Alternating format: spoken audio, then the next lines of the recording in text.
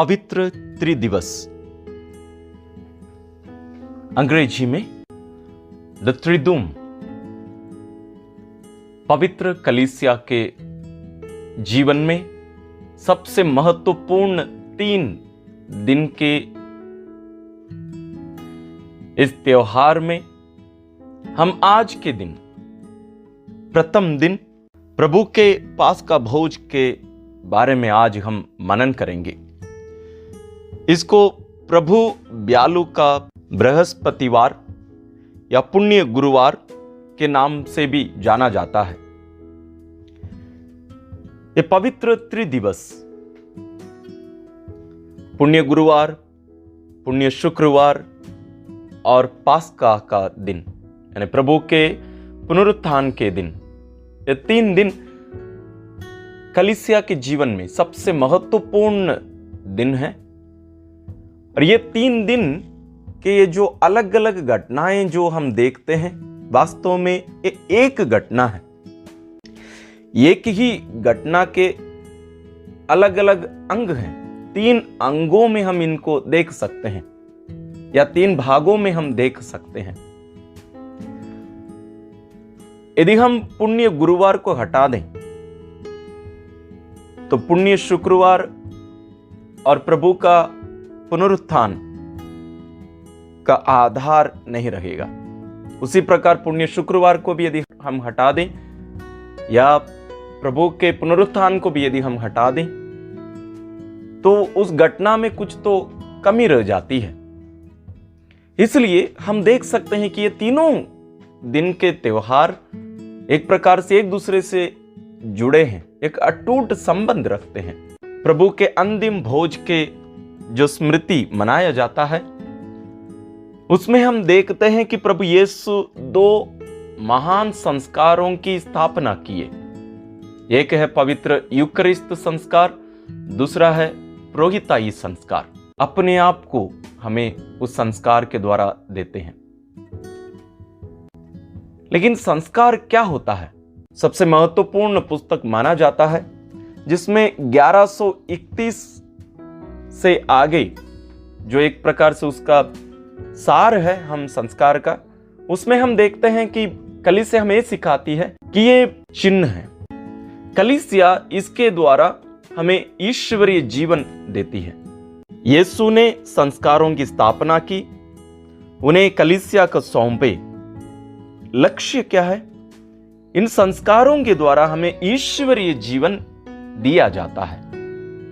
यहां स्वयं यीशु वहां उपस्थित होते हैं। 1134 में हम देखते हैं कि सभी संस्कारों का अलग अलग फल होते हैं जो हम जानते हैं।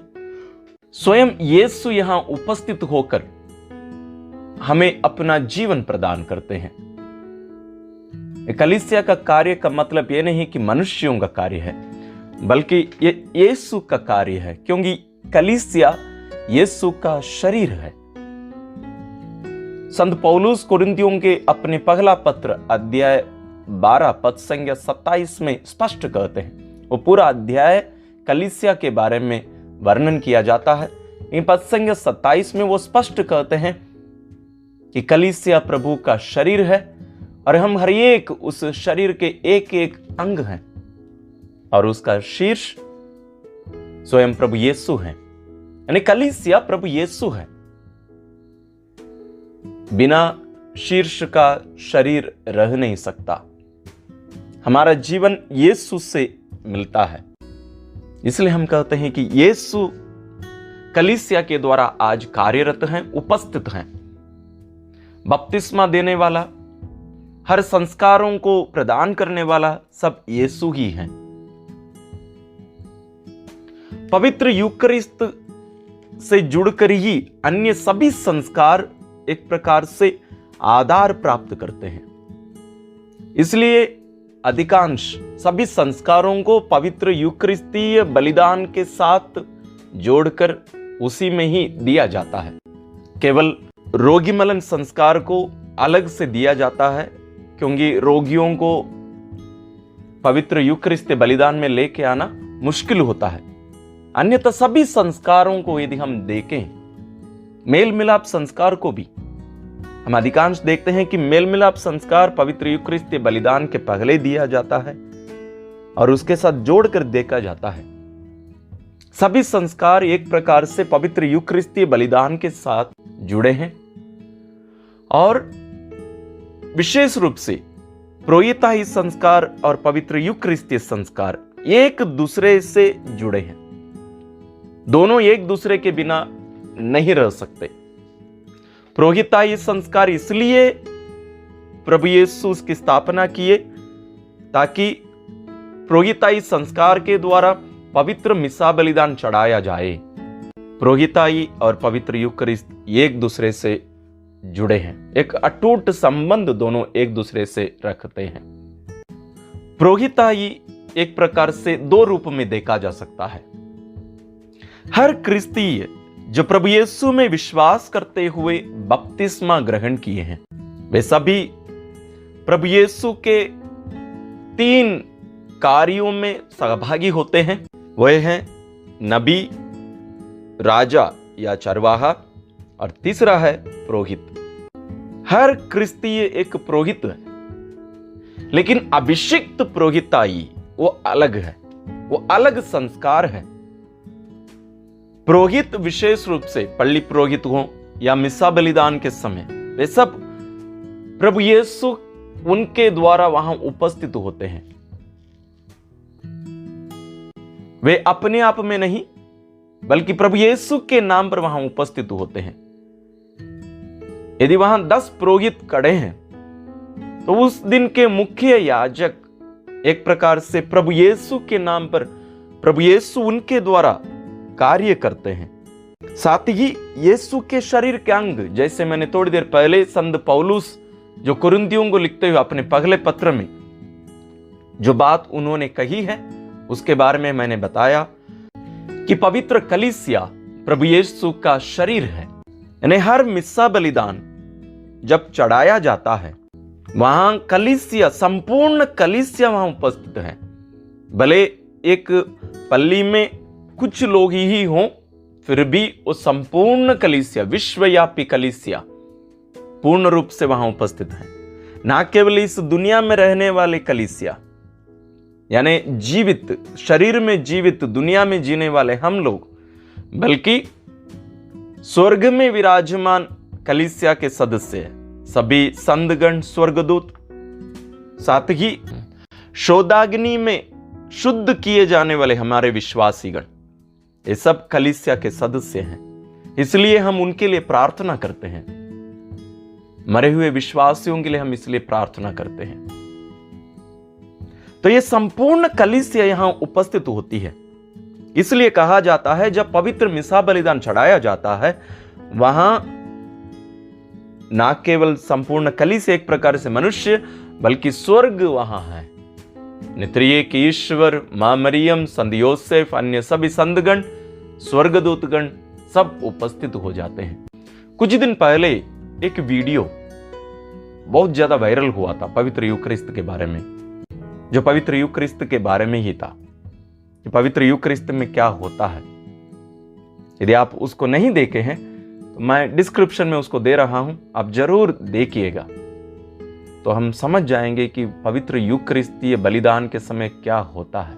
अपने अंतिम भोज के समय उनकी स्थापना किए, जिसके बारे में हम मुख्य रूप से पहले तीनों सुसमाचार और आज के पूजन बलि में पवित्र यूकरिस्तीय बलिदान के दूसरे पार्ट में कुरिन्थियों को लिखते हुए अपने पहले पत्र अध्याय 11 पद संख्या 23 से 26 में संत पौलुस इसके बारे में वर्णन करते हैं। यह हमें मुख्य रूप से उसकी स्थापना हम इन जगहों पर हम पढ़ सकते हैं। प्रभु यीशु के ये अंतिम भोज, जहां प्रभु यीशु पवित्र यूकरिस्त और पवित्र पुरोहिताई की स्थापना किए, और पुण्य शुक्रवार जिस दिन प्रभु यीशु अपने आप को बलि चढ़ाए, और हर मिसा बलिदान, ये तीनों घटनाएं एक दूसरे से जुड़े हैं, या हम कह सकते हैं कि तीनों एक ही घटना है। यह हम कैसे कह सकते हैं? कुरिन्थियों को लिखते हुए अपने पहले पत्र में आज के दूसरे पार्ट में संत पौलुस हमें बताते हैं मैंने प्रभु से सुना और आप लोगों को भी यही बता दिया है। मैंने प्रभु से सुना है, यीशु मुझे बताए हैं। संत पौलुस लिखते हैं कि उन्होंने रोटी लेकर धन्यवाद की प्रार्थना पढ़ी और उसे तोड़कर कहा, यह मेरा शरीर है, यह तुम्हारे लिए है, यह मेरी स्मृति में किया करो। यह स्मृति का अर्थ क्या होता है? उदाहरण के लिए यदि मैं आपसे पूछूं, आप आखिरी बार सबसे ज्यादा खुश कब थे? उस घटना को थोड़ा सा याद करिए। जरूर मैं सोचता हूं आप जब उस घटना को अपनी आंखों के सामने ले आएंगे कल्पना के रूप में, वो दृश्य आपके मन में पुनः उस घटना के आनंद को, खुशी को पुनः आप में उत्पन्न करता है। थोड़ा बहुत, पूर्ण रूप से तो नहीं, थोड़ा बहुत वो आनंद या खुशी हमारे हृदय में उमड़ पड़ता है। और यदि दुख की घटना हो, हमारी आंखों से आंसू बहेगा। ये वास्तविक है, होता है। लेकिन यहां इब्रानी लोगों के लिए या यहूदी लोगों के लिए जब स्मृति कहा जाता है, उस स्मृति का अर्थ केवल दिमाग में सोचने का नहीं, कल्पना करने का नहीं, बल्कि भूतकाल को वर्तमान बनाना होता है। जो घटना हजारों साल पहले घटी थी, उसको वर्तमान बनाना स्मरण या स्मृति कहा जाता है। इसलिए मैंने थोड़ी देर पहले कहा, प्रभु यीशु के अंतिम भोज, प्रभु का क्रूस स्मरण और हर मिस्सा बलिदान एक ही घटना है। क्योंकि ईश्वर के लिए ना तो कोई स्थान है, ना कोई समय है। प्रभु दोनों से परे हैं। इसलिए वो क्रूस बलिदान जो लगभग 2000 साल पहले घटी थी यरूशलेम में, यरूशलेम शहर के बाहर गोलगोता में। और मिस्सा क्यों बलिदान कहा जाता है? ये वास्तव में बलिदान है, क्योंकि ये प्रभु यीशु के क्रूस बलिदान है वास्तव में। इसलिए ये बात हमें लूकस रचित सुसमाचार में और स्पष्ट हो जाता है। अध्याय 22 पद संख्या 19 और 20। उन्होंने रोटी ली और धन्यवाद की प्रार्थना पढ़ने के बाद उसे तोड़ा और यह कहते हुए शिष्यों को दिया, यह मेरा शरीर है जो तुम्हारे लिए दिया जा रहा है। ये प्रभु यीशु ये नहीं कह रहे हैं कि ये मेरे शरीर के समान है। हम प्रभु की शिक्षा में, लूकस रचित सुसमाचार में ही बहुत सारे दृष्टांत हम सुनते हैं। अध्याय 15 में ही 3 दृष्टांत है और भी बहुत सारे दृष्टांत है। तो उसमें वो कहा जाता है इस प्रकार है, इसके समान है। लेकिन पवित्र यूकरिस्त की स्थापना के इस घटना में हम देखते हैं कि प्रभु यीशु ये कहते हैं, ये मेरा शरीर है। ये रोटी नहीं है, ये मेरे शरीर के समान नहीं है या उसके रूप में नहीं है, बल्कि ये मेरा शरीर है। और उसको तोड़ते हैं। ये प्रभु यीशु की मृत्यु को दर्शाता है। ये मेरा शरीर है जो तुम्हारे लिए दिया जा रहा है। देखिए, वो उस घटना, जैसे मैंने प्रारंभ में ही कहा, पुण्य गुरुवार के दिन प्रभु के उस अंतिम भोज के समय जो प्रभु यीशु पवित्र यूकरिस्त की स्थापना किए, उस घटना और दूसरे दिन प्रभु यीशु के क्रूस बलिदान, दोनों एक दूसरे से जुड़े हैं। दोनों को हम कह सकते हैं कि एक ही घटना है। और आगे संत लूकस लिखते हैं, यह मेरी स्मृति में किया करो, जिसके बारे में हम थोड़ी देर पहले भी हमने मनन किया। इसी तरह उन्होंने भोजन के बाद यह कहते हुए प्याला दिया, यह प्याला मेरे रक्त का नूतन विधान है, यह तुम्हारे लिए बहाया जा रहा है। बहाऊंगा नहीं, बहाया जा रहा है। तब से हम देखते हैं कि प्रभु यीशु अपना रक्त बहाने शुरू कर दिए। दोनों घटनाएं एक दूसरे से इतने जुड़े हैं कि हम ये कह सकते हैं कि दोनों एक ही घटना है। स्मरण या स्मृति में किया करने के लिए कोई किसी व्यक्ति का होना जरूरी है, इसलिए पुरोहिताई संस्कार की प्रभु स्थापना किए। हम पवित्र यूकरिस्त के बारे में, योहन उसकी स्थापना के बारे में नहीं लिखते हैं, क्योंकि तब तक तीनों सुसमाचार लिखे जा चुके थे और कुरिन्थियों का पहला पत्र था। इन सभी पुस्तकों के होने से संत योहन उस स्थापना की वर्णन यहां अपने पुस्तक में, अपने सुसमाचार में नहीं लिखते हैं। लेकिन अन्य तीनों सुसमाचार में जो बातें नहीं कही गई हैं यूकरिस्त के बारे में, संत योहन उससे अपने सुसमाचार में अध्याय 6 में लिखते हैं। अध्याय 6 पद संख्या 34 से लेकर 71 तक इसके बारे में ही है। और यहां भी प्रभु यीशु कोई कल्पना के बारे में या कोई दृष्टांत के रूप में पवित्र यूकरिस्त को प्रकट नहीं करते हैं, बल्कि वे स्पष्ट करते हैं पद संख्या 54 और 55 में, जो मेरा मांस खाता और मेरा रक्त पीता है उसे अनंत जीवन प्राप्त है, और मैं उसे अंतिम दिन पुनर्जीवित कर दूंगा, क्योंकि मेरा मांस सच्चा भोजन है और मेरा रक्त सच्चा पेय। हम यहां देखते हैं कि स्पष्ट है कि ये कोई कहानी के रूप में या कोई दृष्टांत के रूप में प्रभु यीशु इसको प्रकट नहीं कर रहे हैं, शिक्षा नहीं दे रहे हैं। इसलिए हम उसके आगे 59 से लेकर 71 तक हम ये देखते हैं कि उनके बहुत सारे शिष्य यीशु को छोड़ दिए।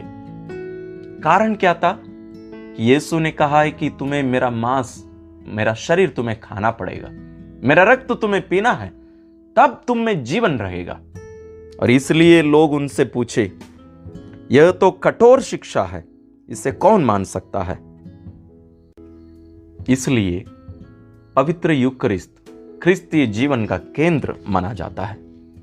इसके बिना कलीसियाई जीवन आधारहीन है। इसलिए कैथोलिक कलीसिया में पवित्र यूकरिस्त को इतना महत्व दिया जाता है। और पवित्र यूकरिस्त और कलीसिया एक दूसरे से जुड़े हैं। जैसे पुरोहिताई के बारे में मैंने कहा था, हम सभी याजक वर्ग हैं। संत पेत्रुस अपने पत्र में लिखेंगे, पहला पत्र में, हम सभी याजक वर्ग हैं, चुनी हुई प्रजा हैं। जैसे मैंने थोड़ी देर पहले मैंने कहा था कि हर बपतिस्मा ग्रहण किया हुआ व्यक्ति एक पुरोहित है। इसलिए प्रारंभिक कलीसिया के समय बपतिस्मा ग्रहण किए लोग ही पवित्र यूकरिस्त बलिदान में सहभागी हो सकते थे, अन्य लोगों को स्थान नहीं दिया गया था। आज भले ही ये सब बदल गया है, हमें अच्छा लगता है जब कोई गैर ईसाई, गैर क्रिस्तीय व्यक्ति पवित्र यूकरिस्त बलिदान के समय उपस्थित होता है, लेकिन वास्तव में वो नहीं होना चाहिए, क्योंकि ये क्रिस्तीय लोगों का जीवन का आधार केवल नहीं, उनका अस्तित्व है। इसके बिना क्रिस्तीय नहीं रह सकता। यहां यीशु के साथ उनके शरीर के अंग होने के कारण यीशु के साथ मिलकर क्रिस्तीय व्यक्ति, यीशु के शरीर के अंग, यहां मिलकर हम सभी मिलकर पवित्र यूकरिस्त बलि चढ़ाते हैं। दोबारा नहीं, बल्कि वही बलिदान जो क्रूस पर प्रभु यीशु अपने आप को अर्पित किए थे, वही बलिदान। जैसे थोड़ी देर पहले मैंने स्मरण के बारे में, स्मृति के बारे में मैंने बताया। अभी हम पुण्य बृहस्पतिवार में हैं, पुण्य गुरुवार के दिन में हैं। अभी आज का पूजन विधि यानी पवित्र यूकरिस्त बलिदान पूरा नहीं होता है, यानी विदाई नहीं दिया जाता है। अंतिम प्रार्थना के बाद में प्रभु यीशु को जुलूस में ले जाते हैं और उन्हें आराधना के लिए एक जगह पर रखा जाता है। वो हमें याद दिलाता है कि यीशु अंतिम भोज के बाद अपने शिष्यों को लेकर एक पहाड़ पर गए और अपने प्रिय शिष्यों को, 3 शिष्यों को अपने साथ लेकर आगे गए थे और उनसे उन्होंने कहा, जागते रहो और प्रार्थना करते रहो। और उनसे भी ये भी पूछे, क्या तुम मेरे साथ 1 घंटा भर भी मेरे साथ प्रार्थना नहीं कर सकते? इसलिए कलीसिया यीशु के उस घटना को याद करके यीशु के साथ समय बिताती है। यीशु के जीवन के सहभागी होने का एक अनुग्रह ईश्वर हम विश्वासियों को प्रदान करते हैं। और हम देखते हैं कि पुण्य शुक्रवार के दिन मिस्सा बलिदान नहीं चढ़ाया जाता है। उस दिन जरूर प्रभु यीशु का शरीर हमें दिया जाता है। ये सब एक इस सच्चाई को दर्शाता है कि ये सब एक ही घटना है और प्रभु यीशु पूर्ण रूप से, वास्तविक रूप से उपस्थित हैं पवित्र यूकरिस्त के द्वारा। रोटी में यीशु नहीं है, रोटी ही यीशु है। बलि परिवर्तन कहा जाता है। बलि परिवर्तन के समय पिता ईश्वर से हम प्रार्थना करते हैं। प्रभु यीशु हमारे साथ मिलकर अपने पिता से प्रार्थना करते हैं कि पिता अपना आत्मा, अपना पवित्र आत्मा भेजकर इस रोटी और दाखरस को अपने पुत्र में परिवर्तित कर दीजिए। तो प्रभु यीशु में परिवर्तित किया जाता है पिता के द्वारा। पिता अपने पवित्र आत्मा के द्वारा उसको परिवर्तित करते हैं और यीशु वास्तविक रूप से, पूर्ण रूप से वहां उपस्थित हो जाते हैं। शरीर और रक्त, आत्मा और ईश्वरीयता में संपूर्ण प्रभु जी वास्तविक रूप से यीशु वहां उपस्थित हो जाते हैं। हम जब आज के दिन विशेष रूप से पवित्र यूकरिस्त के रूप में, पवित्र यूकरिस्त और पवित्र पुरोहिताई की स्थापना के दिवस हम ईश्वर को धन्यवाद देते हुए मनन चिंतन कर रहे हैं। हम जब कभी भी पवित्र यूकरिस्त बलिदान में भाग लें, हम भी एक पुरोहित के रूप में, हर विश्वास एक पुरोहित के रूप में वहां उपस्थित हों और अपने आप को हम चढ़ाएं यीशु के साथ वास्तविक रूप से, सच्चे रूप से, ताकि जो विश्वास में हम प्रकट करते हुए हम मना रहे हैं इन दिनों में, उन घटनाओं के फलों को हम योग्य रीति से ग्रहण करते हुए, अपनाते हुए एक सच्चा क्रिस्तीय, सच्चा यीशु का शरीर, एक दूसरा यीशु बनकर यीशु के कार्यों को जारी रखने वाले बनने की कृपा ईश्वर हम सबों को दे। इसके लिए हम ईश्वर से विशेष प्रार्थना करें। ईश्वर आप सबों को आशीष प्रदान करें।